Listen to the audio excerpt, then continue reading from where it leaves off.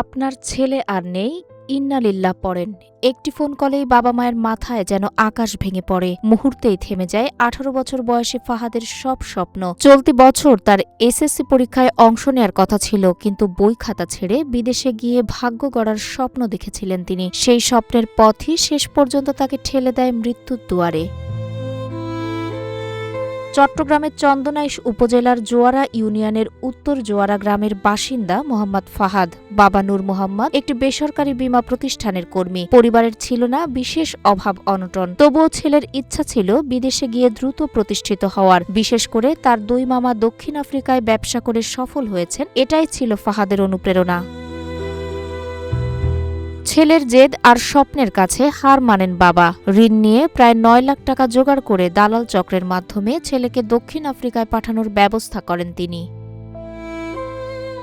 30 জানুয়ারি উন্নত জীবনের স্বপ্ন নিয়ে ঢাকা থেকে রওনা দেন ফাহাদ। পরিকল্পনা ছিল ইথিওপিয়া হয়ে জিম্বাবুয়ে হয়ে দক্ষিণ আফ্রিকায় পৌঁছানো, কিন্তু ইথিওপিয়ায় পৌঁছানোর পর দালালরা প্রতিশ্রুতি ভঙ্গ করে তাকে বিমান পথের বদলে দুর্গম জঙ্গল পথে যাত্রায় বাধ্য করে। টানা প্রায় 15 দিন পর্যাপ্ত খাবার, বিশ্রাম ও চিকিৎসা ছাড়া জঙ্গলের ভেতর হাঁটতে হয় তাকে। এ সময় তার কাছ থেকে টাকা ও শুকনো খাবার ছিনতাই করা হয় বলে পরিবারের দাবি। ফলে তিনি অনাহার, শারীরিক দুর্বলতা ও অসুস্থতার মধ্যেই বেঁচে থাকার লড়াই চালিয়ে যান।